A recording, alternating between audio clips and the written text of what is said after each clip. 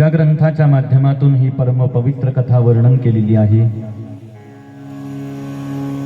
ज्या ग्रंथाच्या माध्यमातून प्रभू रामचंद्रांचं हे परम पवित्र चरित्र वर्णन केलेलं आहे, त्याच ग्रंथाला रामायण असं म्हणतात. भगवंताच्या परमकृपाशीर्वादाचा परिणाम, साधू संतांच्या कृपेचा परिणाम, आपल्या आपल्या सद्गुरूंच्या कृपेचा परिणाम.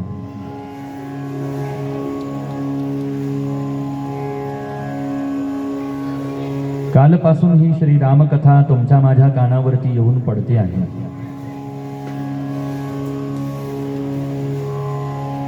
काल हरिकथेला आरंभ करत असताना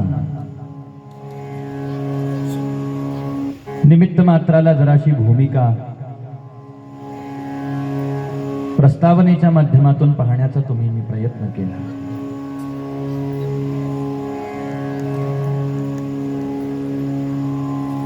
रामकथा श्रवण करणं फार आवश्यक आहे. प्रभू रामचंद्रांचं चरित्र का श्रवण करावं, यालाही उत्तर आहे. प्रभू रामचंद्रांनी जे चरित्र निर्माण केलेलं आहे, प्रभू रामचंद्रांनी निर्माण केलेलं चरित्र हे केवळ गाण्यासाठी नाही, हे चरित्र केवळ ऐकण्यासाठी निर्माण केलेलं नाही. प्रभू रामचंद्रांनी जे चरित्र केलेलं आहे ते चरित्र आपल्या आचरणामध्ये यावं, यासाठी प्रभू रामचंद्रांचा हा अवतार आहे.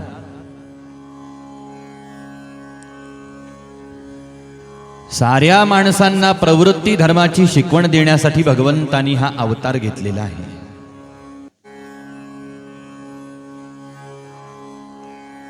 माणूस म्हणून ज्या वेळेला आपण जन्माला येत आलेलो आहोत, त्यावेळेला मनुष्य म्हणून जन्माला आलेली असताना आपले कर्तव्य काय आहेत, आपलं कर्म काय आहे, प्रत्येकाने आपल्या आपल्या जागेवरती आपल्या धर्माचं पालन कसं केलं पाहिजे हे शिकवण्यासाठी प्रभू रामचंद्रांनी,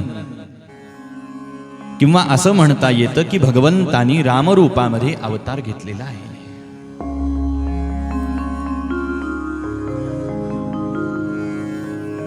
प्रभू रामचंद्रांचं चरित्र गायन करावं, श्रवण करावं हे तर महत्वाचंच आहे. पण का गायन करावं आणि का श्रवण करावं, तर ते गात असताना, ते श्रवण करत असताना प्रभू रामचंद्रांनी निर्माण केलेले आदर्श तुमच्या माझ्या जीवनामध्ये स्थापित झाले पाहिजेत. हा रामचरित्र गाण्याच्या पाठीमागचा आणि हा रामचरित्र श्रवण करण्याच्या पाठीमागचा मुख्य हेतू आहे. मृत्यूलोकामध्ये आपण जन्माला आलेलो असताना पशु पक्ष्यासारखं जीवन, प्राण्यांसारखं जीवन, जनावरासारखं जीवन जगून आपल्याला चालेल का? उत्तर आहे, चालणार नाही.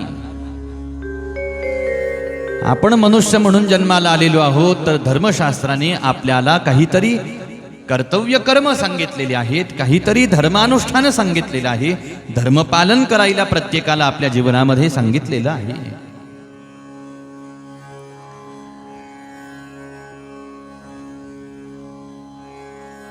धर्माचं पालनच जर का मनुष्याच्या जीवनामध्ये राहिलं नाही, तर त्याच्या मनुष्य म्हणून जन्माला येण्याला कोणत्याही प्रकारचा अर्थ राहत नसतो.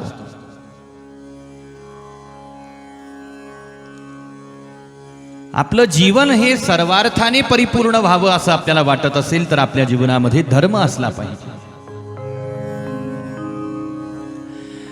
धर्माचं आचरण असलं पाहिजे.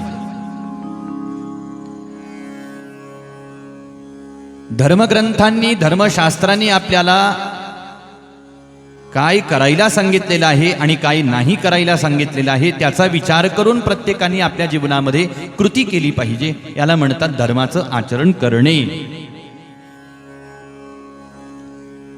म्हणून अत्यंत प्रसिद्ध वचन आहे, धर्मो रक्षति रक्षितः.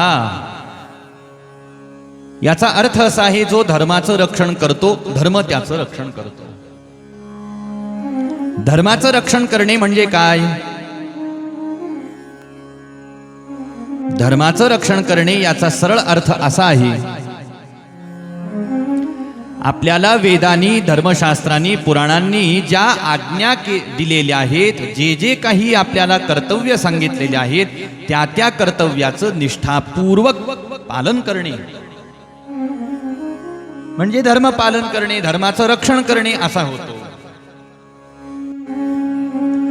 धर्माचं रक्षण आपण केलं पाहिजे याचा अर्थ आपल्या हातामध्ये आपण शस्त्र घेतलं पाहिजे आणि रात्रंदिवस युद्ध केलं पाहिजे असा त्याचा अर्थ होऊ शकत नाही. प्रसंग पडल्यानंतर, वेळ पडल्यानंतर धर्मासाठी आपल्याला लढावं लागलं तरी लढलं पाहिजे हा भाग वेगळा, आणि तेवढी ताकद आपली असली पाहिजे, तेवढी तयारी आपली असली पाहिजे हा भाग वेगळा आहे. पण धर्मरक्षण करणे याचा सरळ केवळ एवढाच अर्थ आहे असं मात्र आपण मनाला लावून घेता कामा नये. धर्मरक्षण करणे याचा अर्थ असा आहे की आपल्या जीवनामध्ये धर्मकृती जिवंत ठेवणे, धर्मवचनानुसार आपली वाटचाल असणे, आपलं पाहणं धर्माप्रमाणे, आपलं ऐकणं धर्माप्रमाणे, आपलं चालणं धर्माप्रमाणे, आपलं बोलणं धर्माप्रमाणे, आपलं वागणं धर्माप्रमाणे असलं पाहिजे. एक बाजू ही आहे. दुसरा भाव असा आहे, मी पुत्र आहे तर माझं काय कर्तव्य आहे, माझा काय धर्म आहे. मी जर पुत्र आहे तर पुत्राचा काय धर्म आहे. आई वडिलांची सेवा करणे हा पुत्राचा धर्म आहे की नाही. आई वडिलांच्या आज्ञेचं पालन करणे हा पुत्राचा धर्म आहे की नाही. मी भाऊ आहे तर माझा धर्म काय आहे, मी मित्र आहे तर माझा धर्म काय आहे, मी पती आहे तर माझा धर्म काय आहे, मी आई आहे तर माझा धर्म, मी धर्मपत्नी आहे तर माझा धर्म, मी असे प्रत्येक जण काही ना काहीतरी आहोत की नाही या जगामध्ये. आपण कोणाचे तरी पुत्र असतो, आपण कोणाचे तरी भाऊ असतो, आपण कोणाचे तरी मित्र असतो, आपण कोणाचे तरी पती असतो, आपण कोणाची तरी धर्मपत्नी असतो, आपण कोणाची तरी बहीण असतो. प्रत्येक व्यक्ती ज्या वेळेला आपल्या जागेवरती आपल्या धर्माचं पालन यथायोग्य पद्धतीनं करायला लागेल, त्यावेळेला समाजातले सारे प्रश्न आपोआपच सुटल्याशिवाय राहत नसतात. आज समाजामध्ये अनेक प्रश्न आहेत महाराज, हे प्रश्न मिटत नाही. याला कारण माणसं आपल्या आपल्या जागेवरती असलेला आपल्या धर्माचं, आपल्या कर्तव्याचं पालन करेनासे झालेले आहेत. म्हणून समाज सुस्थिर नाही. प्रत्येक जण कुठं ना कुठं तरी भ्रष्टाचार करताना दिसतो आहे. याचा अर्थ असा आहे की प्रत्येक जण आपल्या आपल्या वैयक्तिक आयुष्यामध्ये असो, सामाजिक जीवनामध्ये असो, आपल्या कार्यक्षेत्रामध्ये असो, आपल्या कर्तव्याचं जर का प्रत्येक व्यक्ती यथायोग्य रीतीनं पालन करत राहिला, सतवाटीवरती, सन्मार्गावरती वाटचाल करत राहिला, तर समाजातले अनेक प्रश्न सहजच मिटून जातील. पण सामान्य स्तरावरती असलेल्या माणसापासून ते उंच अधिकारावरती बसलेल्या माणसापर्यंत प्रत्येकाने आपापल्या धर्माला सोडून वागायला आरंभ ज्या वेळेला करतात माणसं, त्यावेळेला समाजाची घडी कुठंतरी विस्कटल्यासारखी होते. सामान्य माणसापासून ते आता असं म्हणायला काही हरकत नाही की अगदी न्यायालयापर्यंत प्रत्येकाचं आचरण हे धर्मरहितच झालेलं आहे. याला कारण अशा प्रकारचं आहे महाराज, मनुष्य पाप करण्याला कधी प्रवृत्त होतो, अधर्माचं आचरण करायला मनुष्य कधी प्रवृत्त होतो, असा प्रश्न ज्या वेळेला विचारला गेला, त्यावेळेला शास्त्रांनी, ग्रंथांनी, संत वाङ्मयांनी त्याचं उत्तर दिलं की माणसं थोड्याशा लाभासाठी, थोड्याशा विषयभोगांच्या लालसेपोटी, किंवा सरळ एका वाक्यामध्ये अति कामापोटी, अति लोभापायी माणसं पापाचरण करत असतात. अति काम आणि अति लोभ ज्या ठिकाणावरती प्रगट झाला, तिथं पाप सुरू होऊन जातं. आणि मग आपण पाप कर्म करतो आहे याचं भान सुद्धा माणसाला राहत नाही. याला कारण अतीव कामना आणि अतीव लोभ आहे. प्रत्येकाने आपल्या आपल्या जागेवरती धर्माचं पालन जर का करण्याचा प्रयत्न केला तर सारा समाज सुव्यवस्थित राहिल्याशिवाय राहणार नाही, आपोआप राहील. पण पाहिलं असं भेटतं की इथं प्रत्येक जण आपल्या आपल्या कर्तव्याला कुठंतरी विसरत ज्यावेळेला जातो, आपला धर्म कुठंतरी ज्यावेळेला सोडतो. आणि अशी जोपर्यंत परिस्थिती येत नाही तोपर्यंत भगवंत आपल्याकडून काहीतरी अपेक्षा ठेवतात. पण माणसं ज्यावेळेला सर्वस्वीच धर्माचं आचरण करणं सोडून देतात त्यावेळेला भगवंताला अशा प्रकारे अवतार घ्यावा लागतो. प्रभू रामचंद्र भगवान की जय. अशा प्रकारे भगवंतांना त्यासाठी अवतार घ्यावा लागतो. आणि हा अवतार घेऊनच भगवंत धर्माचं रक्षण करतात. यदा यदा हि धर्मस्य ग्लानिर्भवति भारत अभ्युत्थानमधर्मस्य तदात्मानं सृजाम्यहम्. धर्माचं रक्षण करण्यासाठी भगवंत अवतार घेतात. धर्माचं रक्षण करतात म्हणजे काय करतात? माणसांनी जो धर्म आपल्या जीवनामध्ये आचरायला पाहिजे तो धर्म आचरण करणं ज्या वेळेला माणसं सोडून देतात त्यावेळेला त्या धर्माचं आचरण कसं करायला पाहिजे हे शिकवण्यासाठी भगवंत अवतार घेतात. आणि धर्माचं आचरण माणसांनी कसं करावं हे भगवंतांनी 2 पद्धतीनं सांगितलंय. माणसाने धर्माचं आचरण कसं करावं हे भगवंतांनी 2 पद्धतीनं सांगितलंय. किंवा धर्माचं रक्षण भगवंत कसं करतात त्याच्या 2 पद्धती विशेष रूपाने प्रगट आहेत. त्यातली पहिली पद्धत आहे भगवंत स्वतः धर्माचं आचरण करून दाखवतात. लक्षात आलं का? अहो, हे जे रामप्रभू आपण आपल्या डोळ्यांनी पाहतो हे मनुष्य आहेत का? आपण यांना मनुष्य म्हणून पाहतो का? नाही. परमात्मा आहेत ना, भगवंत आहेत ना. अहो, देव आहेत. मग देवाला अवतार घेऊन रानावनामध्ये फिरायची काही गरज होती का हो? जंगलामध्ये 14 वर्ष वनवास घ्यायची देवाला काय गरज पडली? नाही म्हटले. कैकईनं सांगितलं, कैकईनं वर मागितले म्हणून प्रभू रामचंद्र वनामध्ये गेले. अहो, कैकई काही सख्खी आई होती का? सावत्र आई होती ना. आता माणसं सख्या आईचं ऐकत नाही, सावत्र आईचं तर दूरचा विषय. आता माणसं सख्या आईचं तरी ऐकतात का हो? महाराज म्हणतात, माता माऊली पाचारिता शब्द नाही दिला मागुता, तेणे बहिरा झालो नरदेही येता. बहिरा झालो या जगी. हे बहिरे पण माणसाला आलं म्हणतात. का आलं? अरे, आई लेकराला आवाज देते, बाळा अरे माझं ऐकतोस का? माझं असं म्हणणं आहे, माझं तसं म्हणणं आहे. बाप लेकराला काहीतरी सांगण्याचा शिकवण्याचा प्रयत्न करतात, पण थोडेशी शिंग फुटले की आई वडिलांचं ऐकायची मला काही गरज नाही असं लेकरांना वाटायला लागतं.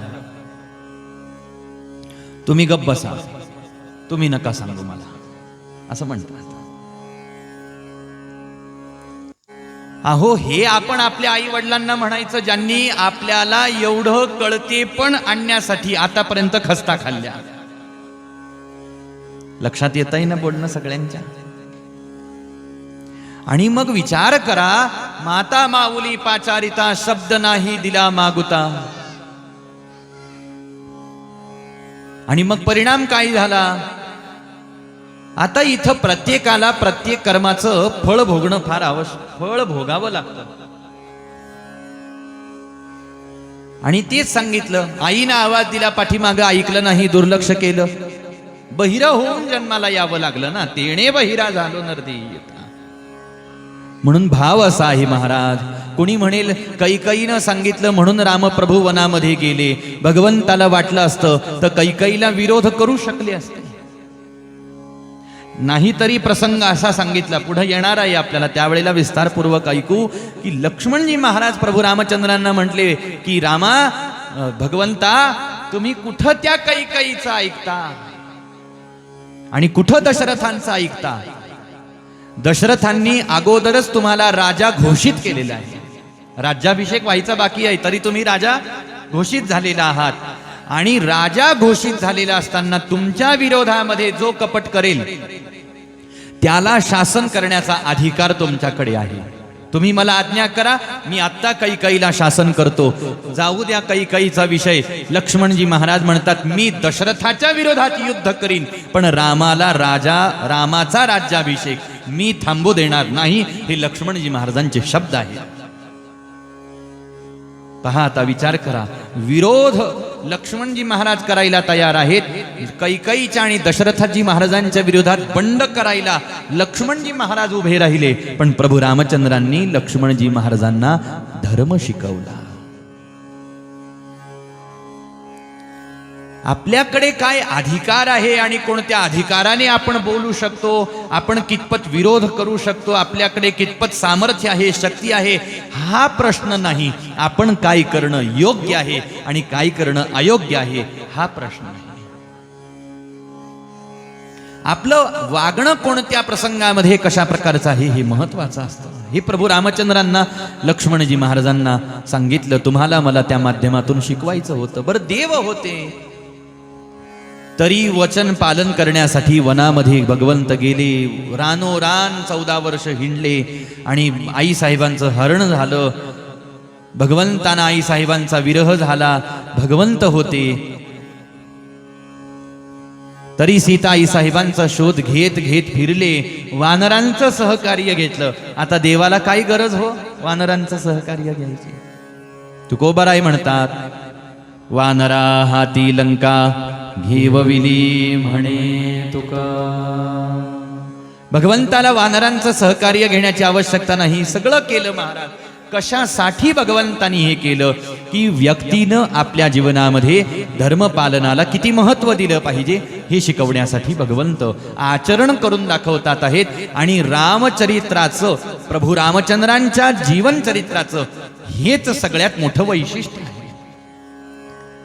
धर्माचं रक्षण भगवंत करतात. त्या 2 पद्धतीपैकी ही एक पहिली पद्धती आहे की भगवंत आचरण करून दाखवतात आहेत. आणि दुसरी पद्धती आहे, भगवंत आपल्या वचनांच्या माध्यमातून उपदेश करून सांगतात की धर्माचं आचरण केलं पाहिजे. मग राम अवतारामध्ये विचार केला तर भगवंतानी भरतजी महाराजांना त्यांचा धर्म सांगितला की भरता, या प्रसंगामध्ये तू तुझा धर्म पालन कर, मी माझा धर्म पालन करतो. लक्ष्मण लक्ष्मणाचा धर्म पालन करेल. इथं प्रत्येकाने आपल्या जागेवरती आपला धर्म सांभाळायचा. भरतजी महाराज ज्या वेळेला प्रभू रामचंद्रांकडे आले आणि प्रभू रामचंद्रांना सांगितलं की तुम्ही चला, चित्रकूटाच्या भेटीच्या प्रसंगामध्ये, की तुम्ही चला, मला राज्य नको, मी माझं राज्य तुम्हाला देतो, तुमच्या ऐवजी मी 14 वर्ष वनामध्ये राहतो. प्रभू रामचंद्र म्हणतात, नाही भरता, तो तुझा धर्म नाही. तुझ्या वाट्याला जे कर्तव्य आलेलं आहे ते तू पालन कर, माझ्या वाट्याला जे कर्तव्य आलेलं आहे ते मी पालन कर. इथं कोणी कोणाच्या धर्माचं पालन करायचं नाही. म्हणूनच भगवंत गोपाल कृष्ण गीतेमध्ये म्हणतात की स्वधर्मे निधनम श्रेय परधर्मो भयावह. माणसाने एक वेळेला मृत्यू पत्करावा पण आपला धर्म सोडू नये आणि दुसऱ्याच्या धर्माचं आचरण करू नये.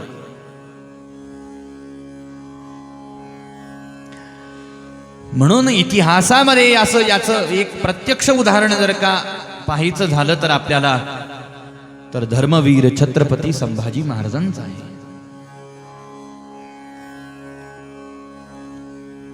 अनंतानंत यातना सहन केल्या पण आपला धर्म सोडला का?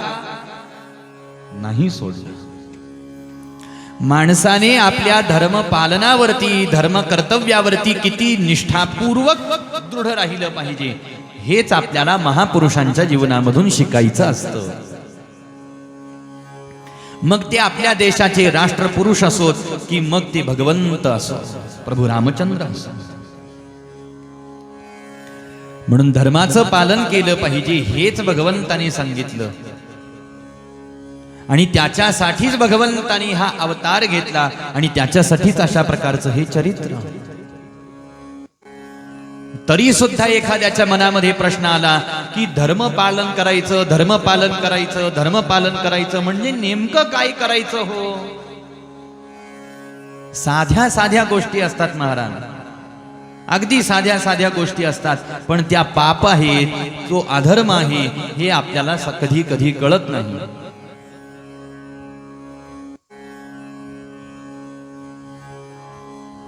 परंतु लक्षात घेण्याजोगी एवढीच गोष्ट आहे. तरी प्रश्न आला धर्म म्हणजे काय, धर्म म्हणजे काय? तर धर्म म्हणजे काय आणि धर्म पालन म्हणजे काय याचं एका वाक्यामध्ये उत्तर पाहिजे असेल तर धर्म म्हणजे काय याचं उत्तर म्हणजे प्रभू श्री रामचंद्र आहे. धर्म पाहायचा असेल, धर्म शिकायचा असेल, धर्म ऐकायचा असेल तर प्रभू रामचंद्रांकडे पाहायला सांगितलं तुम्हाला मला. कारण प्रभू रामचंद्र म्हणजे साक्षात धर्माची मूर्ती आहेत. रामो विग्रहवान धर्मः. प्रभू रामचंद्र ही साक्षात चालती बोलती फिरती धर्माची मूर्ती आहे. धर्माची तू मूर्ती, धर्माची तू मूर्ती, धर्माची तू मूर्ती, धर्माची तू मूर्ती, धर्माची तू मूर्ती, धर्माची तू मूर्ती, धर्माची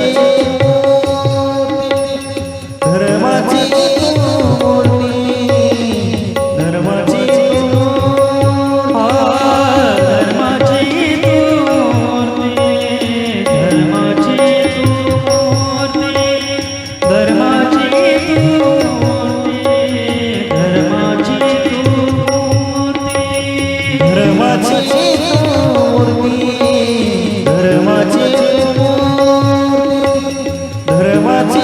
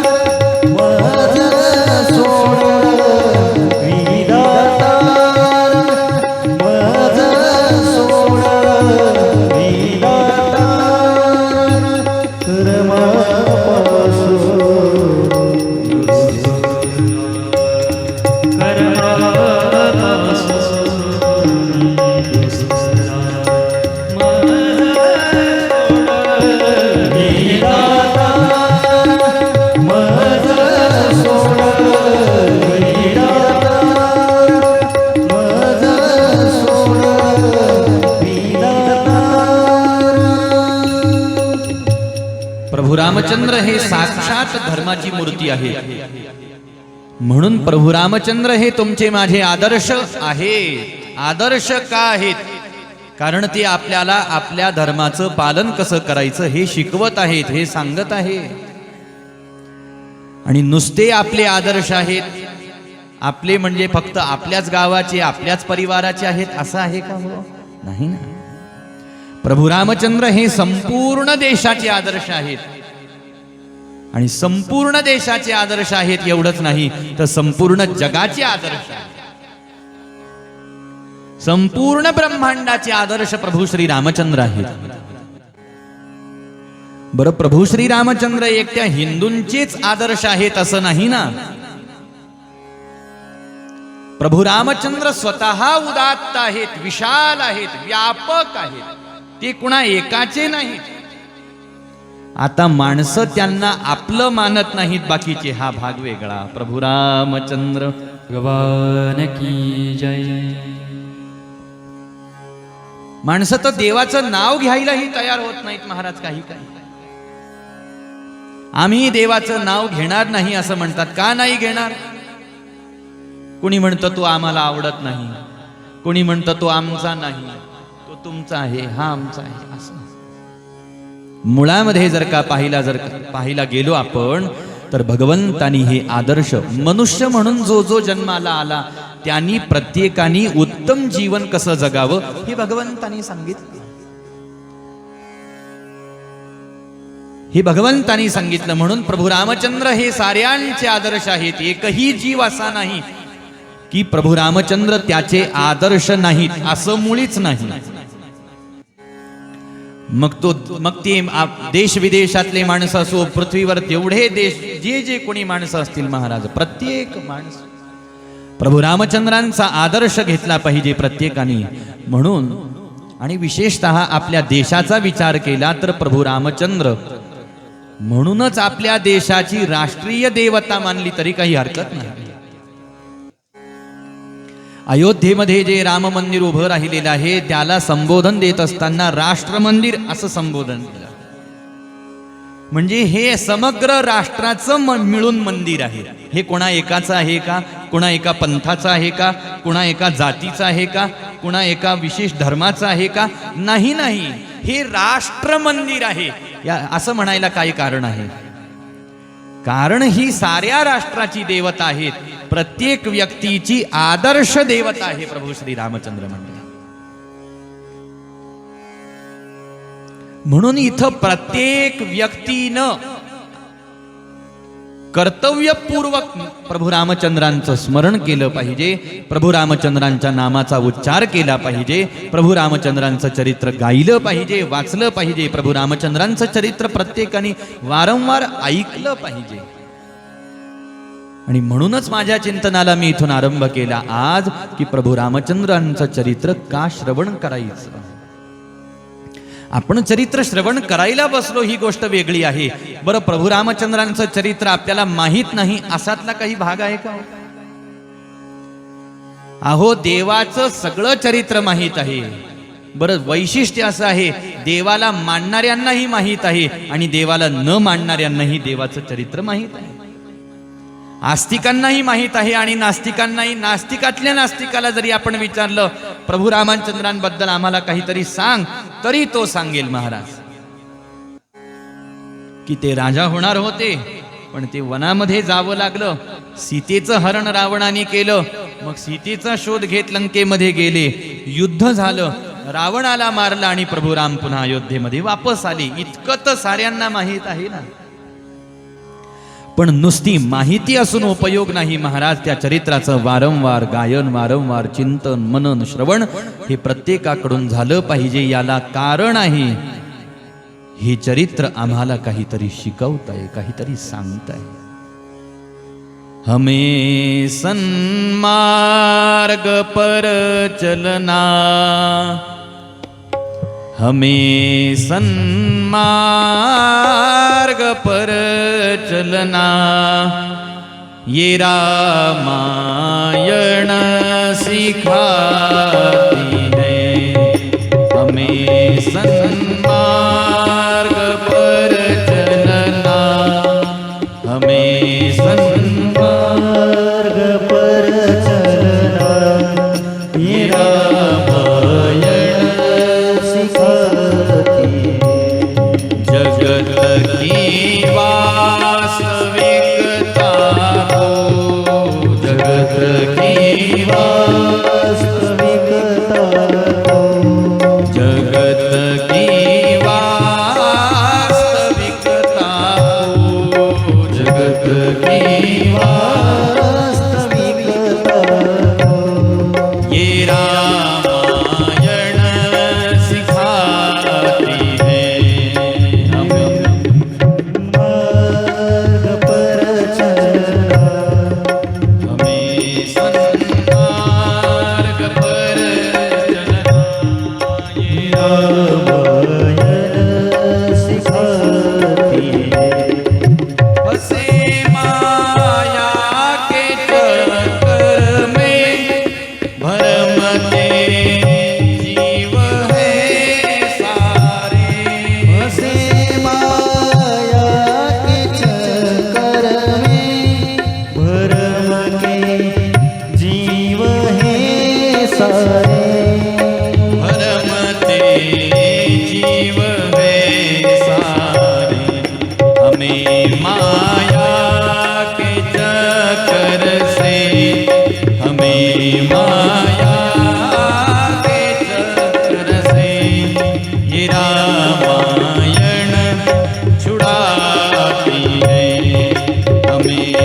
सन्मार्ग पर चलना हमें सन्मार्ग पर चलना ये रामायण सिखाती है रात दिन मोह ममता राग द्वेषाधिक सताते हैं।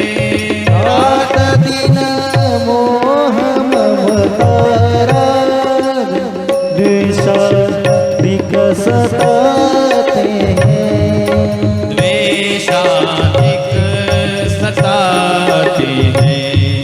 हमें इन सब विकारों से हमें इन सब विकारों से ये रामायण बचाती है।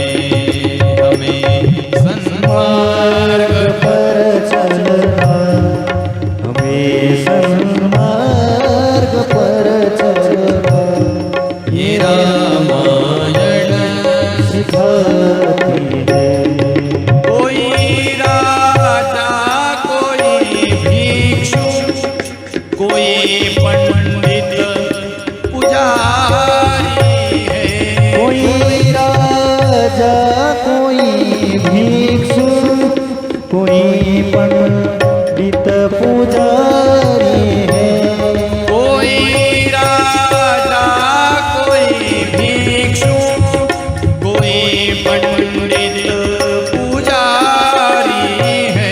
कोई राजा कोई भिक्षु कोई पंडित पुजारी है कोई पंडित पुजारी है। सभी इन भेद भावों को सभी इन भेद भावों को ये रामायण मिटाती है। हमें सन्मार्ग पर चलना हमें सन्मार्ग पर चलना हे रामायण सिखाती जगत की वास्तविकता को जगत की वास्तविकता को हे रामायण सिखाती है। हमें सन्मार्ग पर चलना हमें सन्मार्ग पर चलना हे रामायण सिखाती है। हे रामायण सिखाती है। हे रामायण सिखाती है। हमें सन्मार्ग पर चलना ये रामायण सिखाती है। जगत की वास्तविकता को ये रामायण बताती है। म्हणून रामायण श्रवण करावं आणि मला यामधून किती ग्रहण करता येईल याचा प्रत्येकाने प्रयत्न करणं नितांत आवश्यक आहे। महर्षी वाल्मिकांनी रामचरित्र लिहिताना म्हणूनच अत्यंत सावधानतेनं हे रामायण लिहिलेलं आहे। रामायण लिहिताना महर्षी वाल्मिकांनी प्रभू श्री रामचंद्रांची भगवत्ता ही लपवून ठेवलेली आहे। भगवत्ता या शब्दाचा अर्थ असा आहे की प्रभू रामचंद्रांचं देवपण भगवंतपण थोडंसं झाकून ठेवलं। सगळं झाकलं असं नाही बरं का। प्रभू रामचंद्र हे भगवंत आहेत, परमात्मा आहेत, हे महर्षी वाल्मिकांना माहीत आहे। पण चरित्र लिहिताना की एक सामान्य अशा प्रकारचा मनुष्य अशा प्रकारची परिस्थिती जीवनामध्ये आल्यानंतर काय करतो आणि प्रभू रामचंद्रांनी काय केलं हे सामान्य माणसाला दाखवून द्यायचं आहे। म्हणून त्याच्या भूमिकेनुसारच महर्षी वाल्मिकांनी हे चरित्र लिहिण्याचा प्रयत्न केला। याला कारण काय आहे? देव आहेत असं जर प्रगट रूपाने सांगून चरित्र लिहिलं असतं तर माणसं म्हटली असते ते देव आहेत, त्यांना सगळं करणं शक्य आहे, त्यांना करता आलं, त्यांनी केलं. आम्ही काय देव आहोत का? 14 वर्ष वनामध्ये जाऊन राहिला आहे. घरातलं कोणीतरी म्हटलं, आई म्हटली, भाऊ म्हटला, बहीण म्हटली, वडील म्हटले, म्हणून भावासाठी राज्य सोडून 14 वर्ष आम्ही तिथं जायचं. फुटभर जमिनीसाठी भांडणारे आपण 14 वर्ष भावासाठी वनामध्ये जाऊ का हो? का नाही जाणार? एखादा माणूस सरळ उत्तर देईल, म्हटले रामप्रभू गेले, तू का नाही जाणार? म्हटले ते देव होते म्हणून गेले, त्यांना करणं सोपं आहे. बस हेच होऊ द्यायचं नव्हतं महर्षी वाल्मिकांना. महर्षी वाल्मिकांची अशी इच्छा होती की प्रभू रामचंद्र हे तुमच्या माझ्या मधले आहे, तुमच्या माझ्या समान आहेत. त्यांनी जे केलं ते करणं आपल्याला अवघड वाटत असलं तरी सुद्धा तितक्याच प्रकारे, तितक्याच निष्ठापूर्वक आपण पालन केलं पाहिजे. प्रभू रामचंद्र भगवान की जय. आणि म्हणून रामचरित्र हे यासाठीच विलक्षण आहे. महर्षी वाल्मिकांना ही प्रेरणा प्राप्त झाली. ही प्रेरणा कशी प्राप्त झाली रामायण लिहिण्याची? काल आपण जाता जाता पाहिलं, महर्षी वाल्मिकांच्या पूर्वायुष्याचा ज्या वेळेला संत वाङ्मयामध्ये विचार आला, त्यावेळेला वाल्मिकी ही अगोदर वाटमारी होते, वाटसरू होते. आलेल्या गेलेल्यांना त्या ठिकाणी लुटायचे, धन प्राप्त करून घ्यायचे. एखाद्याने बऱ्या बोलांनी धन दिलं तर ठीक, नसता त्याला जीवे मारायला सुद्धा मागं पुढं पाहत नव्हते. अशा अनेक जीवांच्या हत्या त्यांनी आजपर्यंत केलेल्या होत्या. दैववशात नारदजी महाराजांची भेट महर्षी वाल्याला झाली. अजून महर्षी नाही, वाल्याला झाली. धन मागितलं. नारदजी महाराज तर संत आहेत. महाराज, एखाद्याच्या जीवनामध्ये परिवर्तनच करायचं असेल, तुमच्या माझ्या सारख्याला ते परिवर्तन करणं शक्य नाही एखाद्या वेळेला, पण संतांना मात्र ते अवघड नाही. संतांनी जर का एखाद्याच्या जीवनामध्ये परिवर्तन करायचं ठरवलं आणि मी जसा संत आहे तसा मी याला करेल, असं जर संतांनी ठरवलं तर ते संत केल्याशिवाय राहतच नसतात. याला कारण त्यांचं ते सामर्थ्य आहे. आपणा सारिखे करीती तात्काळ. तात्काळ आपल्यासारखं समोरच्याला केल्याशिवाय संत राहत नसतात. हे संतांच्या संतत्वाचं दर्शन आहे. आणि संत ज्या वेळेला अशा प्रकारच्या पापकर्मामध्ये रत असलेल्या माणसाला पाहतात, त्यावेळेला संतांना सगळ्यात जास्त दुःख होतं. एक वेळ देवाला कमी दुःख होतं. भगवंत म्हणतात, पाप करतोय का एखादा? करू देत. पाप करता करता करता करता मरेल, मी अशा पाप करणाऱ्यांसाठीच नरकाची व्यवस्था केलेली आहे. मग भेटेल नरकात त्यांना. मग पाहतो एक एक एक एक एक एक पापाची त्याची कशी परतफेड करून घेतो. खोटं बोलत होतास, शिव्या शाप देत होतास, निंदा करत होतास, द्वेष करत होतास, कामाच्या आहारी, क्रोधाच्या आहारी, लोभाच्या आहारी गेलास. नको नको त्या प्रकारचं पाप कर्म केलं. धर्माचा विचार नाही, अधर्माचा विचार नाही, पापाचा विचार नाही, पुण्याचा विचार नाही. अरे मनुष्य म्हणून जन्माला आलास का पशु म्हणून जन्माला आलास? माणसाची पशुशी, जनावरांशी तुलना का केली जाते? याला कारण पशूंना धर्म माहित नसतो. पशु पाप पुण्य जाणत नाहीत, पशु धर्म अधर्म जाणत नाहीत. पाप पुण्य हे माणसाला आहे, धर्म अधर्माची शिकवण ही माणसाला आहे. आणि मग सगळी परतफेड भगवंत तिथं नरकामध्ये करून घेतात महाराज. आणि नाहीच एखाद्याने पाप कर्म करणं सोडलं तर ज्या वेळेला भगवंत अवतार घेतात त्यावेळेला आपल्या शस्त्रांनी अशा पाप कर्म करणाऱ्यांचा नाश भगवंत केल्याशिवाय राहत नाहीत. म्हणूनच भगवंतानी आपल्या हातामध्ये शस्त्र घेतलेलं आहे. शस्त्र भगवंतानी का घेतलेला आहे? त्या शस्त्राचा उपयोग कशासाठी आहे? तर त्या शस्त्राचा उपयोग पाप करणाऱ्या असुरांना मारण्यासाठी आहे. घेवनिया चक्र गदा, घेवनिया चक्र गदा.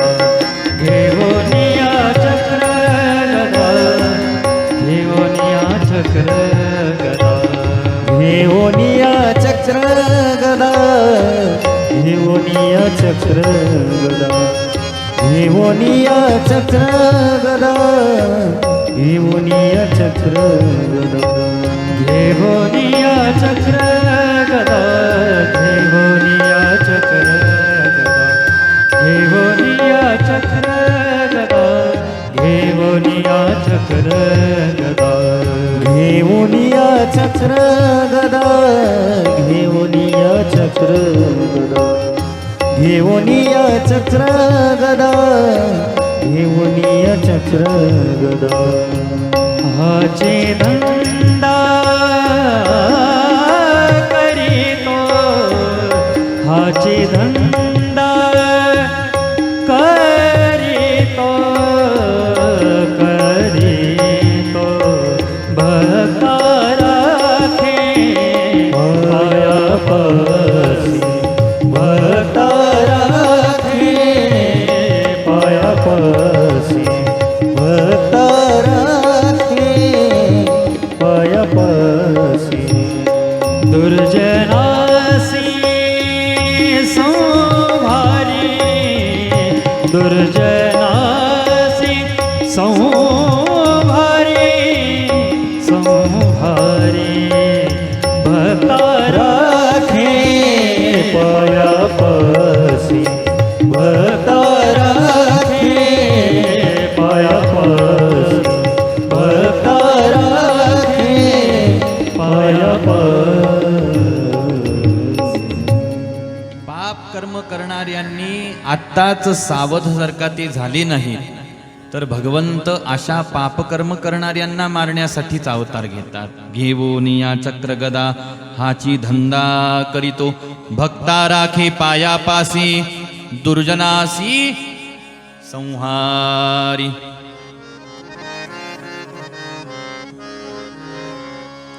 परित्राणाय साधूनां विनाशाय च दुष्कृतां विनाशाय च दुष्कृतां दुष्टांना मारण्यासाठी. वारंवार मी युगायुगामध्ये अशा प्रकारचे अवतार धारण करतो असा भाव आहे. पण संतांच्या बाबतीमध्ये तसं नाही. जेवढे देवाचे आपण फोटो पहा मूर्ती पहा प्रत्येक भगवंताच्या अवतारामध्ये प्रत्येक अवतारामध्ये भगवंतांनी शस्त्र हातामध्ये धारण केलेलं आहे. पण मला सांगा ज्ञानोबारायांच्या हातात कोणतं शस्त्र आहे हो? माझ्याकडे जो फोटो मला पाहायला मिळाला त्याच्यात काही शस्त्र दिसलं नाही. इकडं भाळवणीकडे जे फोटो आहेत तिथं काही शस्त्र ठेवलंय का सांगा बरं. तुकोबारायांच्या हातामध्ये कोणतं शस्त्र आहे? आता विषयच आला म्हणून संतांकडे शस्त्र नाही असं कधी कोणी समजायचं नाही बरं का. संतांकडेही शस्त्र आहे पण ते शब्दशास्त्र आहे.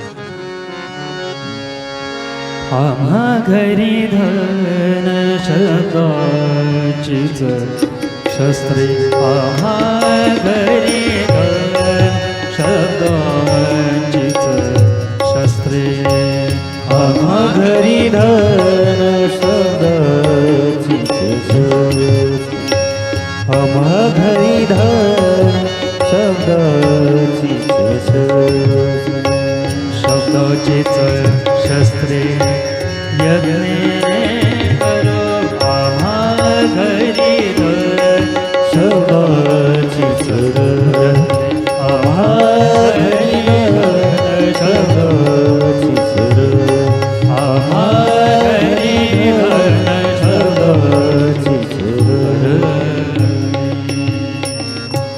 आम्हा घरी धन शब्दांचीच रत्ने शब्दांचीच शस्त्रे यत्ने करू जगद्गुरु तुकोबाराय म्हणतात.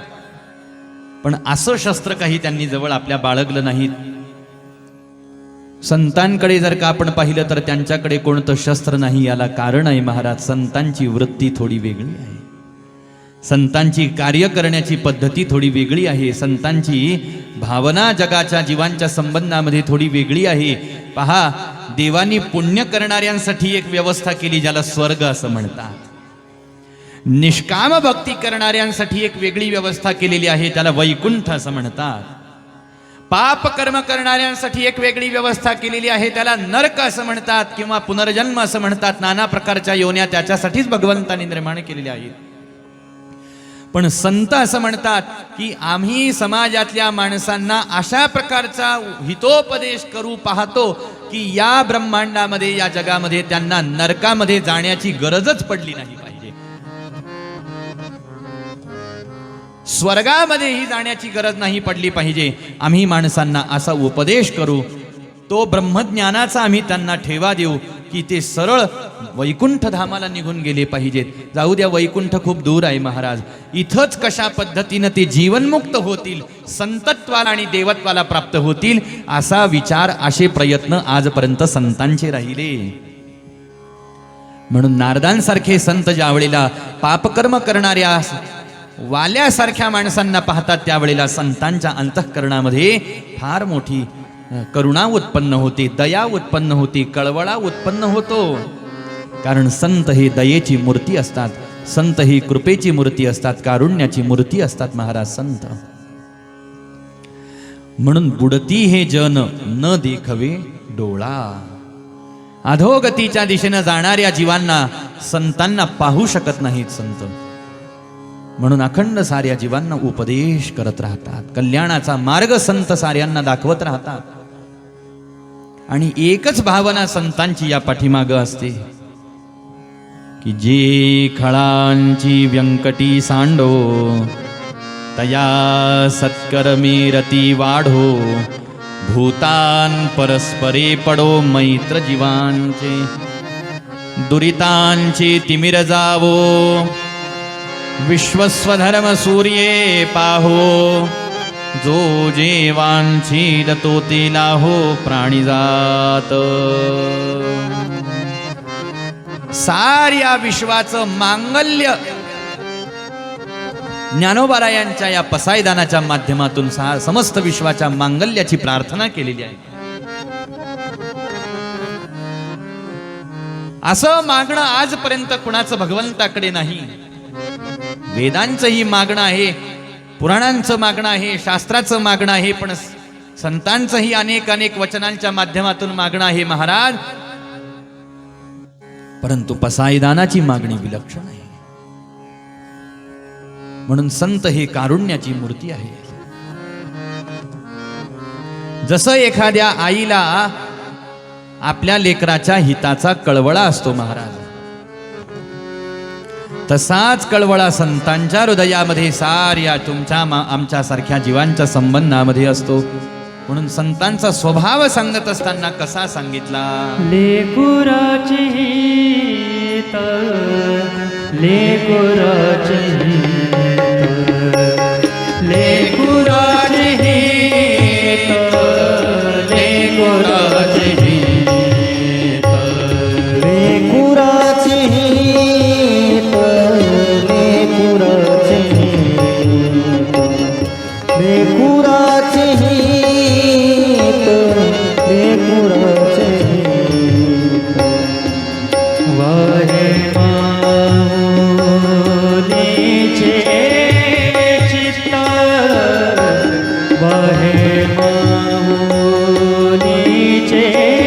चित्त, लेकुराचे हित, लेकुराचे हित, लेकुराचे हित, लेकुराचे हित, लेकुराचे हित, लेकुराचे हित.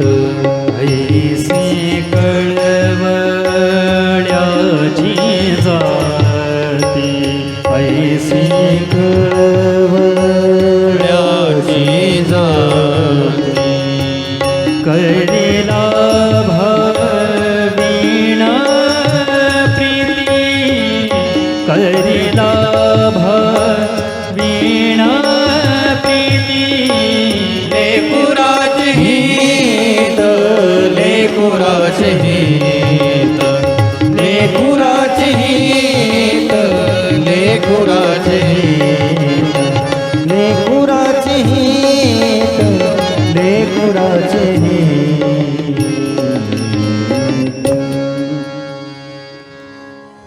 आईच्या हृदयामध्ये आपल्या लेकरा संबंधामध्ये आपल्या लेकराचं वाईट व्हावं असं कधी कोणत्या आईला वाटतं का हो? अहो लेकरू कितीही नालायक असलं तरी सुद्धा कोणतीही आई आपल्या लेकराबद्दल कधी वाईट विचार करू शकत नाही. तसं संतांचं हृदय असतं, तसा संतांचा स्वभाव असतो. माणसांना संतांचं बोलणं पटो अथवा न पटो, तरी संत माणसांना हिताचा उपदेश अखंड करत राहतात. आणि संत हे जगत कल्याणासाठी अवताराला आलेले आहेत, तुमच्या आमच्या कल्याणासाठी झटत असतात. म्हणून तुम्हाला आम्हाला वारंवार सत्संग करण्याची प्रेरणा दिलेली आहे, संतसंग करण्याची प्रेरणा दिलेली आहे. काही करता आलं अथवा नाही करता आलं तरी चालतं, पण संतांच्या संगतीमध्ये गेलं पाहिजे. या कलियुगामध्ये कोणतं दुसरं साधन आपल्याला नाही करता आलं ना तरी चालेल महाराज, कारण सारी साधनं या कलियुगामध्ये अशुद्ध झालेली आहेत. किंवा जाऊ द्या, त्या साधनांमध्ये तेवढं सामर्थ्य नाही की ते आपल्याला शुद्ध करतील. पण या कली कालावधीमध्ये एकच साधुसंग नावाचं, संतसंग नावाचं हे साधन आहे की ते माणसांना शुद्ध करतं. तशा प्रकारची शुद्धी जशी सत्संगाने होते तशी इतर अन्य कोणत्याही साधनाने होऊ शकत नाहीत. म्हणून नाही काही साधन करता आलं तर संतसंग करा म्हणतात, साधूच्या संगतीमध्ये जा म्हणतात. हा उपदेश आहे. पण माणसांचं झालं उलट. माणसं म्हणतात आम्हाला संत साधूकडे जायला सांगू नका, आम्ही घर बसल्या सगळं करू, पण संतांकडे जाणार नाही, साधूकडे जाणार नाही. कारण आता कलियुग आहे, आता कुठं खरे साधू राहिले का? पण साधू संत धर्मशास्त्र पुराण वाङ्मय तर म्हणत आहे की या कलियुगामध्ये इतर साधनांच्या तुलनेमध्ये माणसाचं कल्याण करणारं जर का सर्वश्रेष्ठ साधन कोणतं असेल तर ते संघ आहे. आणि तो संघ संतांचा आहे, साधूचा आहे. म्हणून साधू थोर जाणा, साधू थोर जाण, साधू थोर जाण, साधू थोर जाण, साधू थोर दान, साधू थोर दान, साधू थोर दान, साधू थोर दान, साधू थोर जाण कलियुगी, साधू थोर जाण कलियुगी, साधू थोर जाण, साधू थोर दान, साधू थोर दान, साधू थोर दान, साधू थोर दान, साधू थोर दान. साधू थोर जाणा, साधू थोर जाणा, साधू थोर जाणा कलियुगी.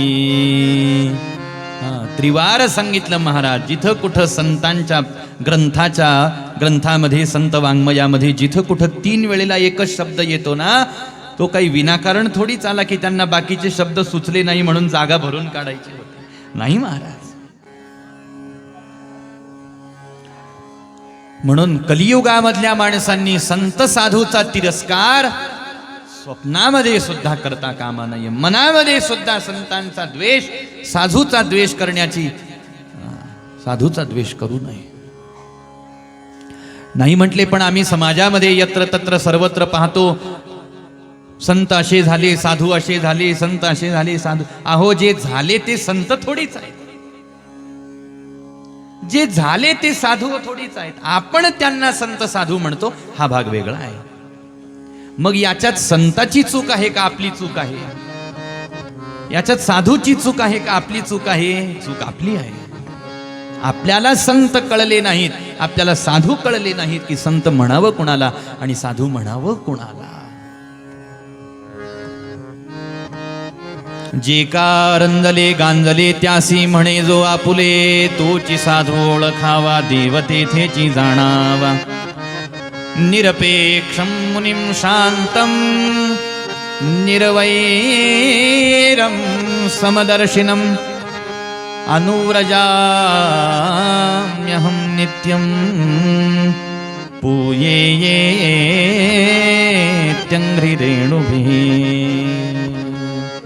असे अनंत अनंत लक्षण साधूचे ग्रंथामध्ये सांगितलेले आहेत.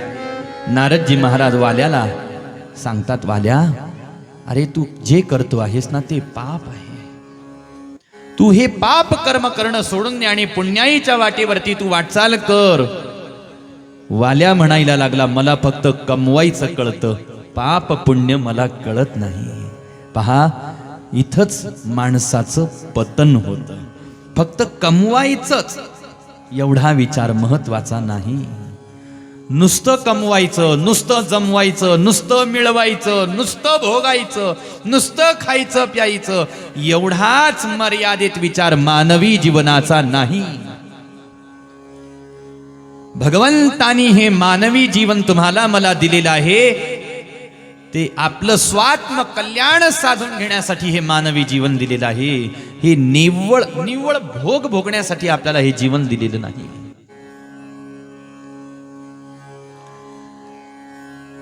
शरीराला आवश्यक तेवढे भोग प्रत्येक जीवाने आपले पुरवले पाहिजेत, पण ज्या वेळेला अनावश्यक भोगाकडे माणसाची प्रवृत्ती जायला लागते त्यावेळेला त्याची दशा काय होते हेच रामायणाच्या माध्यमातून सांगितलं. म्हणून मर्यादेमध्ये जीवन कसं असावं ते देवत्वापर्यंत घेऊन जातं. याचे आदर्श प्रभू राम आहेत. आणि मर्यादा सोडून जो जीवन जगतो, कामापायी, भोगापायी, विषयापायी, त्याची गती काय होते हे सांगणारं पात्र म्हणजेच रावण आहे. मग आपल्याला रावण व्हायचं आहे का राम व्हायचं आहे सांगा बरं. आपल्याला काय व्हायचं आहे? इथं प्रत्येकाला रामच व्हायचं आहे महाराज. प्रत्येकाच्या आत राम आहे, प्रत्येकाला त्या रामापर्यंत जायचंय, प्रत्येकाला त्या रामाला ओळखायचंय, नवे नवे प्रत्येकाला तो राम व्हायचंय. प्रत्येकाला रामा. म्हणून इथं पतन होतं माणसाचं. नाही म्हटले आम्हाला पाप माहित नाही, पुण्य माहित नाही, धर्म माहित नाही, अधर्म माहित नाही, बस कमवायचं खायचं. यावत जीवेत सुखम जीवेत ऋणम कृत्वा घृतम पिबेत, एवढंच माहित आहे आम्हाला. फक्त विषयांचे भोग घेणं माहित आहे. भोग दिसले की आम्ही लगेच तिथं भोग भोगायला जातो.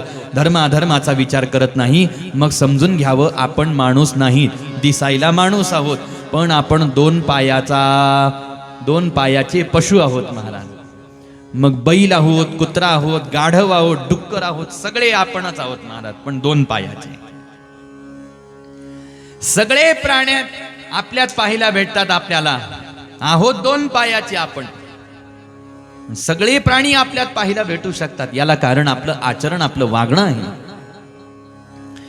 म्हणून वाल्या, तू पाप कर्म करू नकोस, तू पुण्याईच्या वाटेवरती, सदवाटेवरती वाटचाल कर. म्हटले मला पाप माहित नाही, पुण्य माहित नाही. मग पाप कशाला म्हणतात, पुण्य कशाला म्हणतात, याची अजून व्याख्या पुष्कळ होईल. पण एकाच वाक्यामध्ये ऐकायचं असेल तर पुण्य परोपकार, पाप ते परपीडा. परोपकाराय पुण्याय पापाय परपीडनम. पाप कशाला म्हणतात? पाप दुसऱ्याला काया वाचा मनाने त्रास देणे, दुखवणे, याला म्हणतात पाप. आणि साऱ्यांवरती प्रेमाने उपकार करत राहणे, निस्वार्थ भावाने उपकार करत राहणे, याला म्हणतात पुण्य. 18 पुराणं आपल्या वैदिक धर्म परंपरेमध्ये आहेत.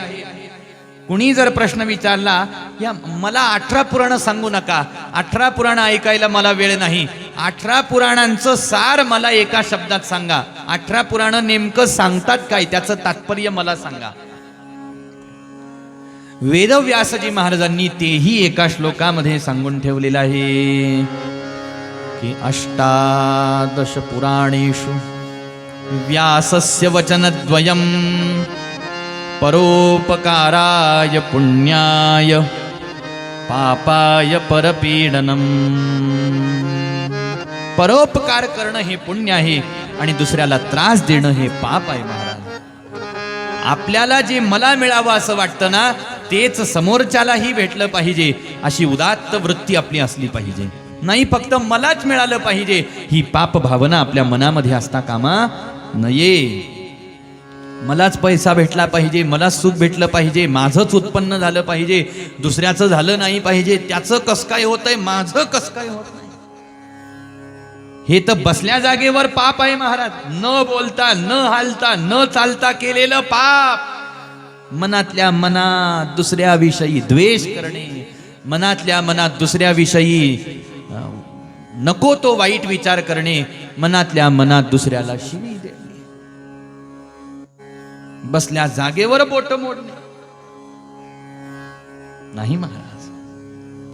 अरे वाल्या, तू हे पाप कर्म करतो आहेस, तू नरकामध्ये जाशील. कुणासाठी करतोयस? स्वार्थापोटी माणूस हे सगळं करत असतो, लक्षात घ्या. जिथं स्वार्थ वाढला तिथं पापवृत्ती वाढते, जिथं स्वार्थ कमी झाला तिथं परमार्थ प्रगट होत असतो. प्रभू रामचंद्र भगवान की जय जय.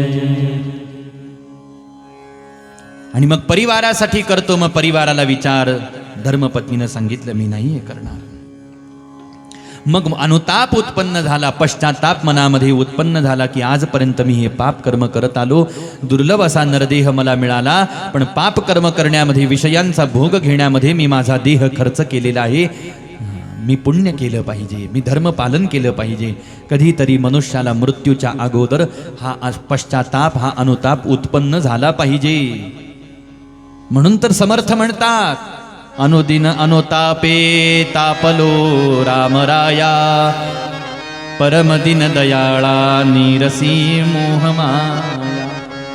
अचपळ मन माझे नावरे आवरिता, तुझ विणशिण होतो धावरे धाव आता. भजन रहित रामा सर्वही जन्म गेला. आतापर्यंतचा माझा जन्म कसा गेला? भजन रहित गेला. मी नुसतंच नको त्या कार्यामध्ये, कामामध्ये माझा वेळ खर्च केला. स्वजन जन धनाचा व्यर्थ म्या स्वार्थ केला. पण आता माझी प्रार्थना आहे, रघुपती मती माझी आपुलीशी करावी, सकळ त्यजून भावे कास तुझी धरा. हे रामराया, ही विषयांमध्ये, ममतेमध्ये, मोहामध्ये माझी गुंतून पडलेली जी बुद्धी आहे ना, ही माझी बुद्धी तू तुझ्याकडे वळवून घे. हीच माझी प्रार्थना आणि हेच माझं मागणं आहे तुझ्याकडे.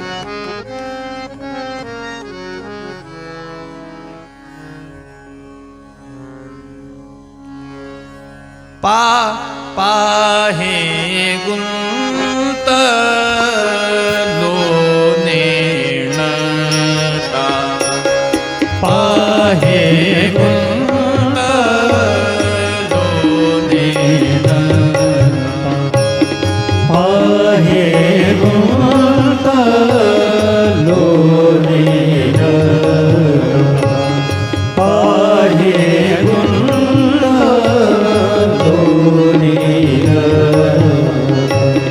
माझी असो तुम्हा चिंता, माझी असो तुम्हा चिंता. आहे गुंतलो नेणता, पाहे गुंतलो नेणता, पाहे गुंतलो नेणता. पाहे गुंतलो नेणता, माझी असो तुम्हा चिंता. हा अनुताप, पश्चाताप उत्पन्न झाला पाहिजे. आणि महर्षी वाल्मिकांना म्हणजे वाल्याला नारदांनी सांगितलं, तुला धन पाहिजे ना, माझ्याजवळ जे धन आहे ते मी तुला देतो, आणि ते धन आहे राम नाम. तू गायन कर.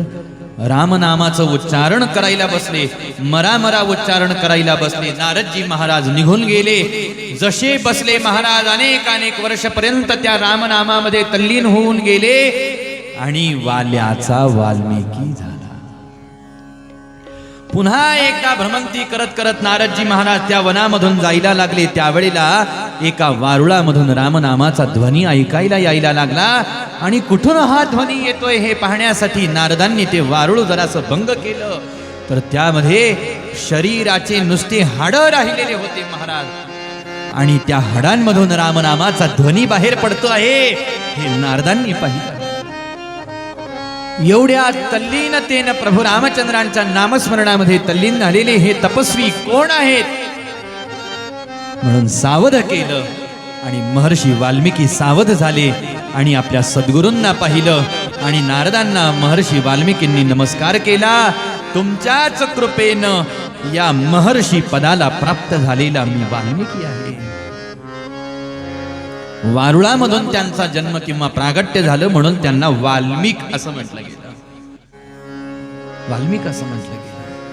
आणि मग नारदांना पहिला प्रश्न भेटल्याबरोबर विचारला की कोण वस्मिन् सांप्रतं लोके गुणवान कश्च वीर्यवान धर्मज्ञश्च कृतज्ञश्च सत्यवाक्यो दृढव्रतः. की या वर्तमान कालावधीमध्ये कोण असा धर्मज्ञ पुरुष आहे जो सर्व प्रकारे उत्तम अशा प्रकारे धर्माचं पालन करणार आहे, जो गुणवान आहे, जो वीर्यवान आहे, जो धर्मज्ञ आहे. 24 गुणांचं वर्णन केलेलं आहे महाराज. असा कोण पुरुष या मृत्यू लोकामध्ये वर्तमान काळात आहे मला सांगा. त्यावेळेला नारदांनी सांगितलं असा पुरुष आहे, त्याचं नाव आहे श्रीराम. कोण आहेत हे श्रीराम? मला त्या श्रीरामरायाचं चरित्र सांगा. आणि मग रामप्रभूचं संपूर्ण चरित्र नारदांनी महर्षी वाल्मिकींना संक्षिप्त रूपामध्ये सांगितलं. नारदजी महाराज निघून गेले. महर्षी वाल्मिकी नित्यनेमामध्ये आपले तल्लीन झालेले आहेत, वनामध्ये राहायला लागलेले आहेत. एक दिवस महर्षी वाल्मिकी गंगेच्या तटावरून स्नान करून आपल्या पर्णकुटीकडे चाललेले असताना एक पक्ष्यांचा जोडा तिथं बसलेला होता. आणि एका व्याधाने त्या 2 पक्ष्यांपैकी एका पक्षाला बाण मारला. आपल्या जोडीदाराला बाण लागलेला आहे हे पाहून व्याकुळ होऊन दुसऱ्या जोडीदाराला अतिशय दुःख झालेलं आहे हे वाल्मिकींना कळायला लागलं. कुणी म्हणेल वाल्मिकींना कसं कळालं? अहो, परमार्थाने ज्याचं हृदय भरून गेलं ना महाराज, त्याला न सांगता सुद्धा समोरच्याला काय दुःख होत असेल ते कळतं. जो पूर्ण मनुष्य झाला नाही ना त्याला दुसऱ्याचं दुःख तरी कसं कळेल? आपल्याला आपल्या दुःखासोबत दुसऱ्याचं दुःख कळलं पाहिजे. एवढं मोठं मन झालं पाहिजे आपलं, एवढं मोठं मन झालं पाहिजे. कळालं? आणि आपोआप मुखावाटे शापवचन बाहेर पडलं की मानिषा त्वमगम शाश्वती समाः यत्रौंच मिथुनादेक मवधी काममोहितम्.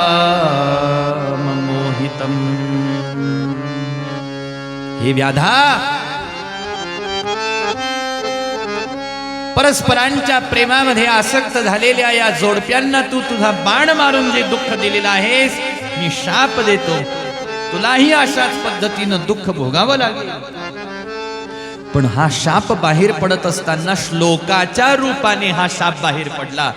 ज्या श्लोकामध्ये, जो श्लोक या अनुष्टुप छंदामधला, या ब्रह्मांडामधला अनुष्टुप छंदामधला सगळ्यात पहिला श्लोक आहे, जो महर्षी वाल्मिकींच्या मुखातून निघाला. आणि हा श्लोक माझ्या मुखावाटे कस काय बाहेर पडला याचा विचार करत महर्षी वाल्मिकी बसलेले असतानाच ब्रह्मदेवांचं प्रागट्य त्या ठिकाणावरती झालं. आणि ब्रह्मदेव वाल्मिकींना म्हणायला लागले की तुमच्या मुखावाटे हा जो श्लोक बाहेर पडलेला आहे ना, ही भगवंताची तुमच्यावरती झालेली विशेष कृपा आहे. आता तुमच्या मुखावाटे जशा प्रकारचा श्लोक बाहेर पडला, याच श्लोकांच्या रचनेच्या माध्यमातून तुम्ही प्रभू श्री रामचंद्रांचं चरित्र लिहा. ही प्रेरणा केली ब्रह्मदेव. पण महर्षी वाल्मिकी म्हणायला लागले, मला नारदांनी रामचरित्र सांगितलं, पण सगळं रामचरित्र नाही सांगितलं, धावतं सांगितलं, संक्षिप्त सांगितलं. मग ब्रह्मदेवांनी वाल्मिकींना वर दिला. म्हटले, मी तुम्हाला असा वर देतो की तुम्हाला रामप्रभूचं ज्ञात अज्ञात असलेलं सगळं चरित्र ज्ञात होऊन जाईल. वर असाही दिला की त्या प्रसंगामध्ये रामायणातल्या प्रत्येक पात्राची मनोभूमिका काय होती ती सुद्धा तुम्हाला कळेल, मनात काय चाललंय. म्हणून वाल्मिकींनी जेवढं लिहिलं ते सारं रामचरित्र सत्यच मानावं लागतं, त्याला कोणाला नाकारता येत नाही. आणि दुसरा वर असा दिला की अजून प्रभू रामचंद्रांचं चरित्र बाकी आहे, मग पुढं काय होणार आहे हे मला अगोदरच कसं कळेल चरित्र लिहिताना. म्हटले, तुम्ही चरित्र पुढं काय होणार आहे तेच तुमच्या लेखणीद्वारे लिहिलं जाईल. नवे नवे तुम्ही जे लिहिताल प्रभू तसंच चरित्र करतील. प्रभू रामचंद्र भगवान तुम्ही चरित्र लिहा. आणि मग वाल्मिकी ऋषींनी हे रामायण ग्रंथ लिहायला आरंभ केला. हा रामायण ग्रंथ लिहिला. कुणाला शिकवावा हा ग्रंथ? रामायण लिहित होते ना त्याच वेळेला गर्भवती असलेल्या सीता आईसाहेब राजमहालाचा त्यांना त्याग करावा लागला आणि त्या वाल्मिकी ऋषींच्या आश्रमामध्ये आलेल्या होत्या. यथायोग्य समयाला आईसाहेबांनी 2 लेकरांना जन्म दिला. एकाचं नाव कुश आणि एकाचं नाव लव असं होतं. बोलत असताना आपल्याला एक सवय पडली, आपण लवकुश असं म्हणतो, पण ते कुशलव. आणि मग त्या कुशलवांना लहानाचं मोठं झालेलं त्या वाल्मिकींनी पाहिलं. आणि हे वाल्मिकी रामायण त्या कुशलवांना त्यांनी शिकवलं. आणि कुशलव अत्यंत विणेच्या तारावरती सुंदर अशा पद्धतीनं नाना प्रकारच्या राग रागिणीमध्ये हे रामायणाचे श्लोक गायन करायला लागले. तर सारा संत समुदाय या 2 लेकरांच्या मुखावाटे हे चरित्र श्रवण करायला त्या ठिकाणावरती बसला. रामायण ऐकलं दोघांच्या मुखावाटून. ह्या छोटी छोटी लेकरं किती सुंदर रामचरित्र गायन करतात. आणि रामायणातले श्लोक विणेच्या तारेवरती सुंदर अशा राग रागावलीमध्ये गायन करून हे श्लोक म्हणतात. आनंद झाला. ऋषींनी नाना प्रकारच्या भेटी त्या दोन्ही लेकरांना दिल्या. आणि महर्षी वाल्मिकींनी सांगितलं, लेकरांनो, हे जे चरित्र तुम्ही आश्रमामध्ये गायन केलं हे चरित्र तुम्ही अयोध्येमध्ये जाऊन गायन करा. आणि तुम्हाला जर का राजमहालामधून बोलावणं आलं ना, आवर्जून राजमहालामध्ये जा आणि ज्याचं हे चरित्र आहे त्याचं चरित्र तुम्ही त्या रामरायाला ऐकवा. आणि तसंच झालं. कुशलव ज्या वेळेला अयोध्येमध्ये आले त्यावेळेला सारी अयोध्या या दोघांच्या कथा गायनामध्ये तर वेडी होऊन. रामप्रभूला ही वार्ता कळाली. रामप्रभूंनी आमंत्रण दिलं, आपणही ऐकून पाहावं नेमकं हे काय सांगतात. आणि ते दोघही जण राजमहालामध्ये आले.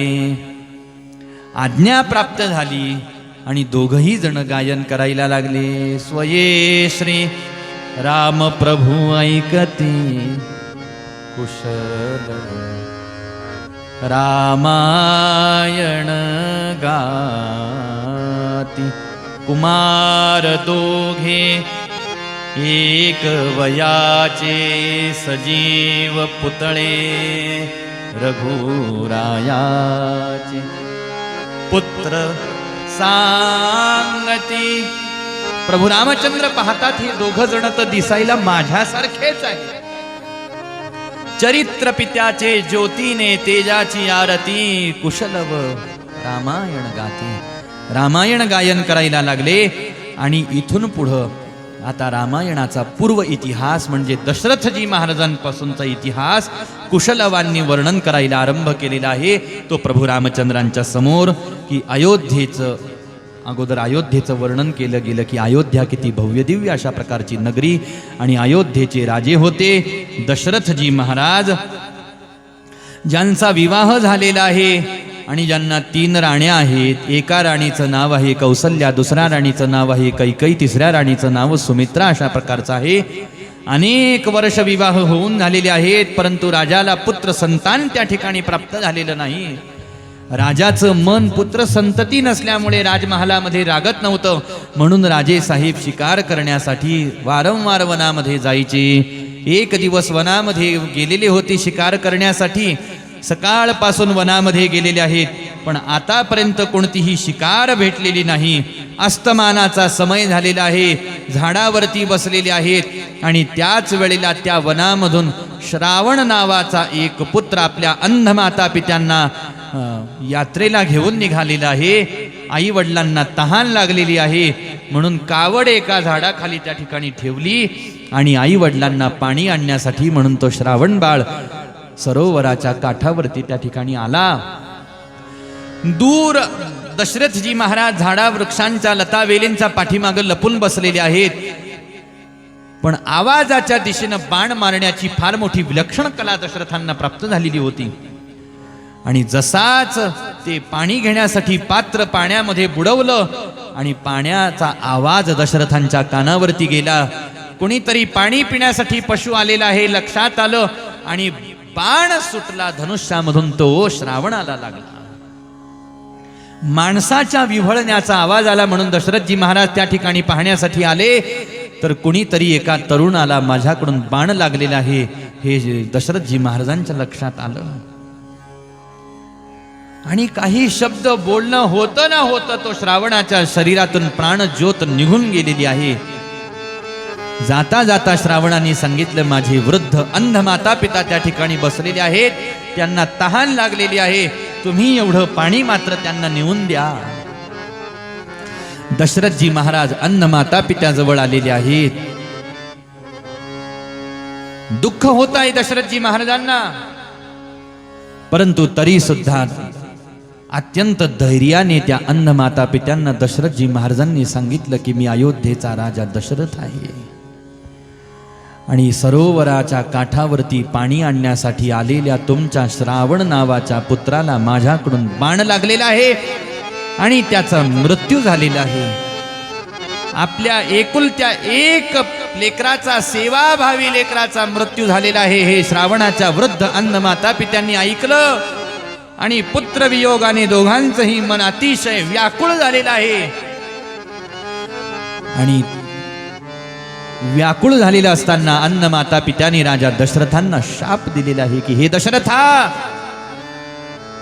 अरे आमच्या एवढ्या गुणवान पुत्राला तू कोणत्या अपराधास्तव बाण मारलेला आहे आम्हाला सांग. असा कसा तू क्रूर आणि निर्दयी राजा अयोध्येला प्राप्त झालेला आहे, असा कसा तू क्रूर आणि निर्दयी राजा सूर्यवंशामध्ये जन्माला आलेला आहे. आम्ही तुला शाप देतो. अरे आमचा पुत्रच आमचं सर्वस्व होता, आमचा पुत्र आमचं सारं जीवन होता आणि तू त्याला मारलेला आहेस. शाप देतो आम्ही तुला, तुझा सुद्धा पुत्र वियोगानेच मृत्यू होईल आणि मृत्यूच्या समयाला तुझा पुत्र तुझ्या जवळ नसेल. आणि त्या पुत्र वियोगामध्ये अंध माता पित्यांनी आपला प्राण त्याग केलेला आहे. दशरथजी महाराजांनी त्यांचं अंतिम कार्य केलं आणि दशरथजी महाराज आपल्या राजसभेमध्ये आले. शाप मिळाला दशरथांना, पण दशरथांना त्याचं जरासही दुःख झालं नाही. याला कारण दशरथांना आनंद याचा झाला की मला शाप मिळाला की पुत्रवियोगाने माझा मृत्यू होईल. याचा अर्थ असा आहे की मला पुत्रप्राप्ती होणार आहे, पुत्रप्राप्ती होणार आहे याचा आनंद झाला. पण काहीतरी मला पुत्रप्राप्तीसाठी प्रयत्न करावे लागतील. कधी कधी एखादी गोष्ट आपल्या भाग्यामध्ये असते पण प्रयत्न कमी पडतात, लक्षात घ्या. आई तर मला भेटावं अशी माणसाने अपेक्षा बाळगणं काही कामाचं नाही महाराज, प्रयत्न तर करावेच लागतील. भाग्याचे निभडसे उद्यमाचे निमिसे असं ज्ञानोबाराय म्हणतात की प्रयत्न पाहिजे माणसाच्या जीवनामध्ये, प्रयत्नांचं निमित्त पाहिजे आणि भाग्य तर पाहिजे. भाग्यात आहे प्रयत्न नाही मग काय उपयोग. निदैवाच्या परिवरी लोह्या रुतलियाः ती सहस्त्रवरी तीथ बैसोनी उपवासो करी का दरिद्री जिये. वसिष्ठ महामुनींकडे दशरथजी महाराज आले आणि घडलेली ही सारी घटना सांगितली. महाराज, याचा अर्थ असा आहे की मला पुत्र होणार आहे, हा पुत्र मला प्राप्त व्हावा याच्यासाठी काहीतरी तुम्ही उपाय सांगा. आणि मग त्यावेळेला दशरथजी महाराजांना वसिष्ठ महामुनींनी पुत्र कामेष्टी यज्ञ करण्याची प्रेरणा केली. हा पुत्र कामेष्टी यज्ञ संपन्न करण्यासाठी विभांडकाचे पुत्र ऋष्यशृंगाला या ठिकाणावरती बोलवावं लागेल आणि त्यांच्या हातूनच हे यज्ञ कार्य जर का झालं तर त्या यज्ञाचं विधिवत फळ तुम्हाला प्राप्त होईल, अन्यथा नाही. पण ऋष्यशृंग हे बाल ब्रह्मचारी आहेत, ते आपल्या पित्याच्या सेवेमध्ये रत आहेत. त्यांना इथं बोलवणं सोपं नाही. तुमच्या बोलवण्याने ते इथं येणार नाहीत. काहीतरी प्रयत्न तुम्हाला त्यांना बोलवण्यासाठी करावे लागतील. आणि मग काय प्रयत्न करायला पाहिजे? आणि मग त्यावेळेला स्वर्गातल्या देवांगनांना त्या ठिकाणावरती बोलावलं गेलं आणि आपल्या देवांगनांना सांगितलं की तुम्ही तुमच्या रूपाने त्यांना भुलवा, ते तुमच्या रूपावरती भाळतील आणि मग तुम्ही त्यांना आपल्याकडे आकृष्ट करून अयोध्येपर्यंत आणा आणि मग तिथून पुढचं सारं जे काही आहे ते आम्ही पाहून घेतो. आणि मग त्या स्वर्गातल्या देवांगना त्या ठिकाणी ऋष्यशृंग ऋषींच्या आश्रमाच्या जवळ जाऊन पोहोचल्या. आपल्या हाव भाव हास्य कल्लोळ आणि नेत्र कटाक्षाने त्यांनी ऋष्यशृंग ऋषींना त्या ठिकाणी आपल्या रूपाकडे आकृष्ट केले. काल कथा झाल्यानंतर एक सज्जन या ठिकाणावरती मला माहिती देण्यासाठी आले. म्हटले, महाराज इथून जवळच काही अंतरावरती हा जो सारा प्रसंग घडला हा सारा याच क्षेत्रामध्ये घडला. म्हटले इथंच ऋष्यशृंग ऋषींचा त्या ठिकाणावरती आश्रम आहे, विभांडक ऋषींचा त्या ठिकाणावरती याच परिसरामध्ये आश्रम होता. म्हणून एक गाव इथून काही अंतरावरती आहे, त्याला भांडगाव असं म्हणतात का, तिथं विभांडक ऋषींचा आश्रम त्या ठिकाणावरती होता. आणि याच परिक्षेत्रामध्ये ऋष्यशृंग ऋषींना देवांगनांनी आपल्या रूपामध्ये त्या ठिकाणावरती भाळलं, म्हणून आमच्या गावाला भाळवणी हे नाव पडलं. मुळामध्ये हा इतिहास आम्हाला ठाऊक नव्हता. ही ग्रंथामध्ये वाचलेली ही सारी घटना आणि हा सगळा इतिहास या परिक्षेत्रामध्ये त्या ठिकाणी घडला हे ऐकून अजून आनंद झाला, समाधान झालं. आणि ऋष्यशृंग ऋषींना त्या ठिकाणावरती भाळलं, अयोध्येपर्यंत आणलं. दशरथजी महाराजांनी शांता नावाच्या कन्येचा विवाह ऋष्यशृंग ऋषींसोबत त्या ठिकाणी लावून दिला. आणि मग ऋषींकडे ते आचार्यत्व दिलं गेलं आणि त्यांच्या आचार्यत्वामध्ये पुत्र कामेष्टी यज्ञ किंवा पुत्रेष्टी यज्ञ राजमहालामध्ये आरंभ झालेला आहे. पुत्र प्राप्तीच्या इच्छेने हा यज्ञ आरंभ झालेला आहे. आणि त्याच वेळेला साऱ्या देवता वैकुंठ लोकामध्ये गेलेल्या आहेत आणि भगवान नारायणांना प्रार्थना करायला लागलेल्या आहेत की हे भगवंता, रावण आणि कुंभकर्ण नावाचे दोन असुर मातलेले आहेत. ह्या असुरांनी आम्हा साऱ्या समस्त देवतांना बंदिस्त केलेलं आहे. तुम्ही आम्हा साऱ्या देवतांना या असुरांच्या बंदीशाळेमधून मुक्त करण्यासाठी अवतार धारण करा. भगवंतांनी वचन दिलं, म्हटले मी लवकरात लवकर या मृत्यूलोकामध्ये अवतार धारण करून रावण कुंभकर्णासारख्या असुरांचा विनाश करणार आहे आणि तुम्हा समस्त देवतांना रावणाच्या बंदिवासामधून मी मुक्त करणार आहे. कारण रावण एवढा महान बलशाली होता की त्यांनी स्वर्गातल्या साऱ्या देवतांना आपल्या राजमहालामध्ये बंदिस्त केलेलं होतं, कैद केलेलं होतं. बरं, नुसतंच कैद केलेलं होतं असं नाही ना, तर आपल्या राज्यामध्ये त्यांना कामाला लावलं होतं. महाराज प्रत्येकाला वेगवेगळे कामं देऊन जणू दास म्हणून त्यांना कामाला लावलं होतं. आणि सगळे नवग्रह जे आहे त्या नवग्रहांच्या पायऱ्या दशरथांनी रावणाने केलेल्या आहेत आणि त्या नवग्रह रूपी पायऱ्यांवरती वाटचाल करून रावण आपल्या सिंहासनावर जाऊन बसायचा. असा बलवान बलशाली होता.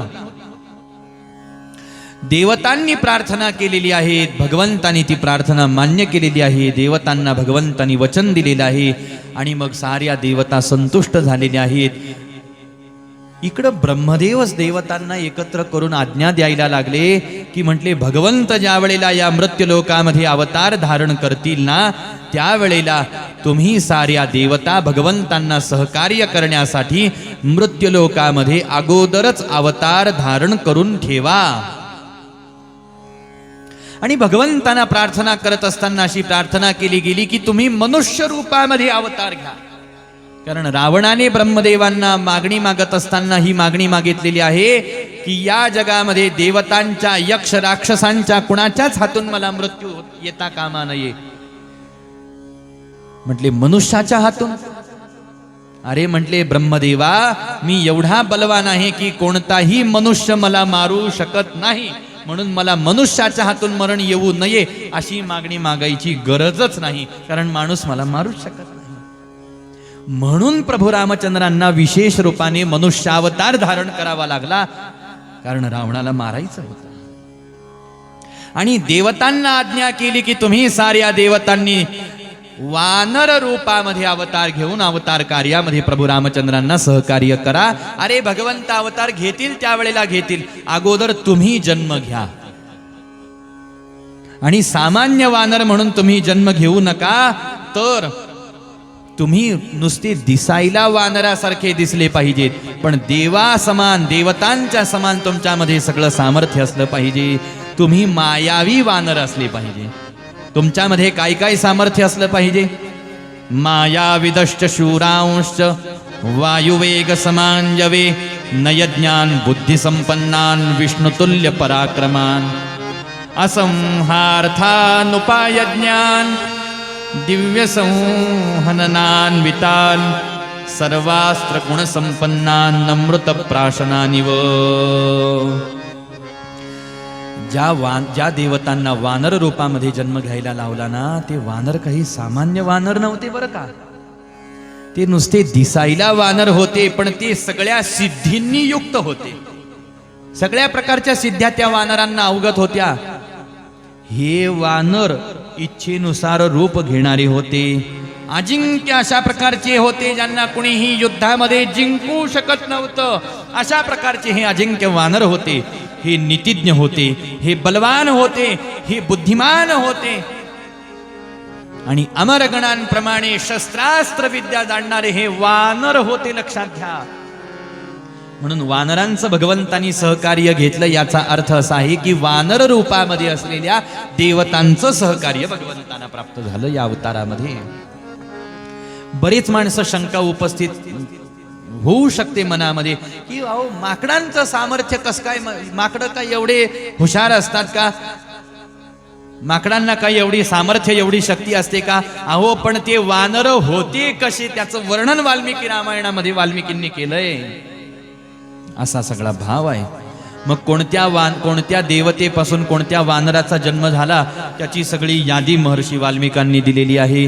अगोदरच ब्रह्मदेवाच्या जांभईपासून वृक्षराज जांबवंताचा जन्म झालेला आहे, आणि इंद्रापासून वाली या वानराचा जन्म झाला. सूर्यापासून सुग्रीव या वानराचा जन्म झाला.